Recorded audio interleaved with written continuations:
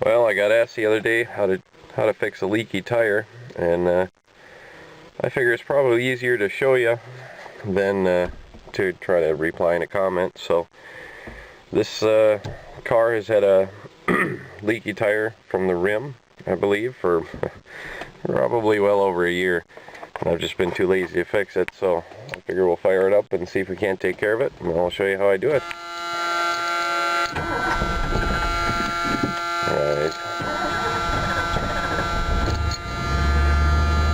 Oh, by the way, we were going to fire this one up when the banana was here, but all it would do was click.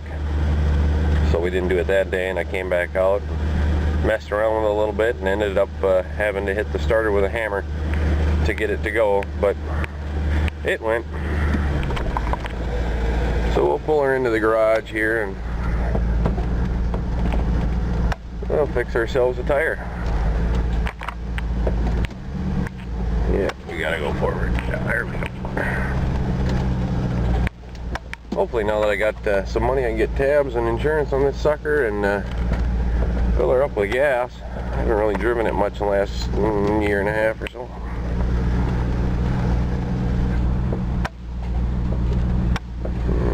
Make sure we got room by the jack. Yeah, we're good. Alright, let's get to it. Well, I've got the tire off, and the first thing we're going to do before we break it down is just check and make sure it's still leaking. Now, it'd be my luck that this sucker leaked for a year, and then as soon as I go to make a video about fixing it, it won't leak. This is the one time I actually want it to leak, so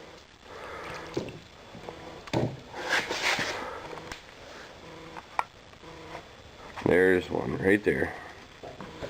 A little bit of a bead leak there, so, and I don't see too many others. Just that one right there. I'm going to flip it over and check the other side, but I think it was only leaking on one side. This will tell me if I need to break the bead on the other side as well.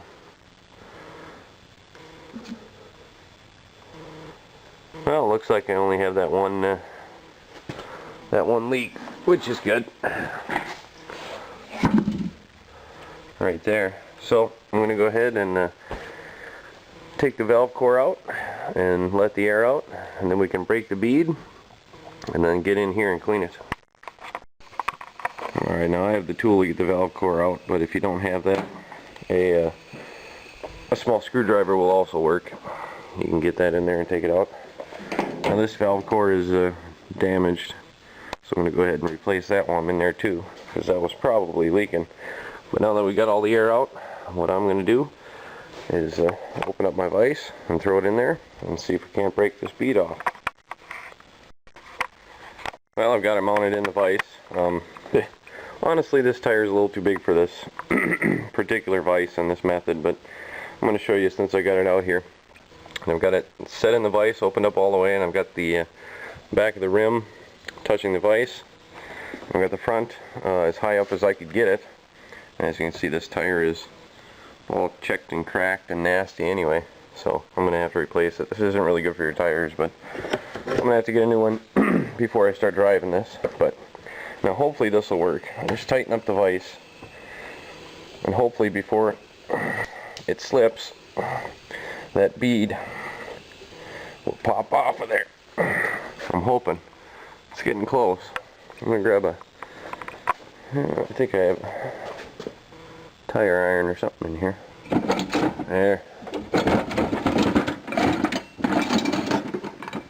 Grab a little spoon, see if we can help it along.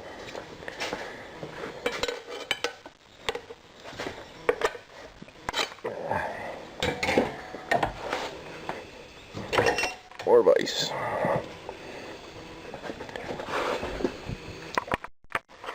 Well, she just ain't gonna go. She's stuck on there pretty good. I've been beating on it for half an hour there. I had my spoons out. I was trying to pry it and bend it, and it's not going to go. I've seen people run them over with cars. That's another method you can try. Another car and try to break the bead that way, but that's not going to work with this tire. it's just too on there. This is why I don't do this crap at home. You know, it works some of the time, but when it doesn't, it's really aggravating. So I'm gonna throw the frickin' spare on.